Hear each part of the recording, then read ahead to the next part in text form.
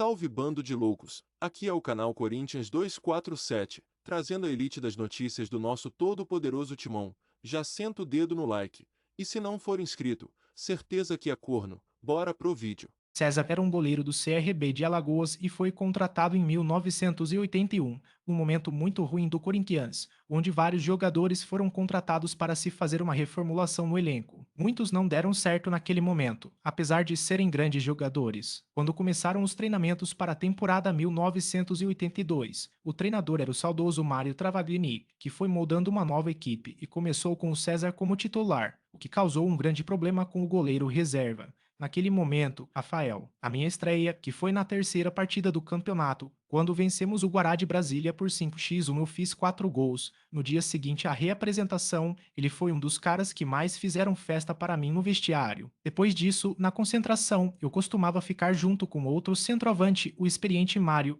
e ele ficava com o Rafael. Mas não era fácil para ele essa convivência. Por quê? Porque o Rafael, por ser mais experiente, havia nascido no Corinthians no final dos anos 60 e depois jogou em grandes equipes da época, como a Ponte Preta, e não aceitava ficar no banco de forma alguma. Era desclassificado e diminuído constantemente pelo rival de posição, o único a ter algum tipo de inimizade com ele, que era querido pelo resto do grupo. Aquela época não se falava em xenofobia, mas vendo o mundo hoje, imagino como o César se sentia sendo um nordestino jogando no Corinthians, vindo de uma grande equipe do estado de Alagoas, mas pequena no cenário nacional. Em uma dessas concentrações em Belo Horizonte, quando iríamos enfrentar o Atlético MG, a situação do seu quarto ficou insustentável. Tivemos que fazer uma mudança sem avisar ninguém para evitar uma possível crise, porque o Rafael estava para agredi-lo. Ele veio para o meu quarto e o Mário foi para o do Rafael, e isso durou o primeiro semestre inteiro de 1982. Vamos para suas qualidades, que eram muitas, mesmo com baixa estatura. Era muito ágil e rápido nos movimentos. Foram poucos goleiros que vi pegar tanto em uma só partida como ele fez na nossa vitória por 1x0 com gol do ponta Eduardo Amorim,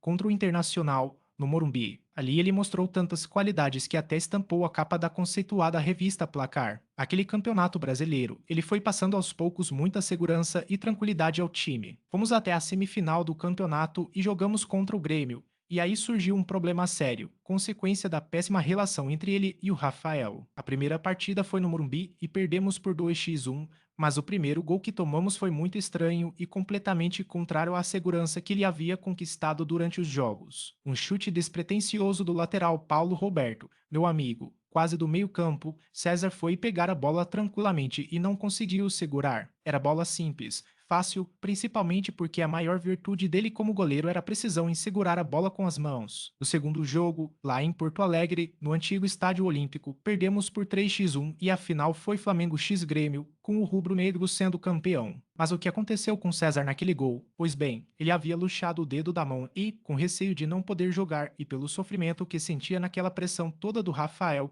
resolveu não falar para ninguém e foi para o jogo. A bola bateu exatamente no dedo machucado e a dor que sentiu não deixou que ele segurasse a bola. Depois disso, houve uma bela reformulação do elenco e ele, assim como Rafael e outros jogadores, saíram em definitivo ou em empréstimo. César foi para o Juventus, mas não foi mais o mesmo depois de tudo isso que aconteceu e, apesar de ter feito um campeonato brilhante, foi responsabilizado pela eliminação não pelo gol que tomou, mas por ter omitido a contusão. Depois disso, ainda tivemos contato até antes da pandemia e o César sempre foi um cara meio calado, mas que treinava muito e poderia, sim, ter continuado em alguns clubes da região sudeste ou sul do país. Não tenho dúvida de que a xenofobia naquela época foi muito cruel com ele, porque fico imaginando se tivesse sido um jogador daqui que tivesse cometido o mesmo erro, se as consequências teriam sido as mesmas. Pequeno grande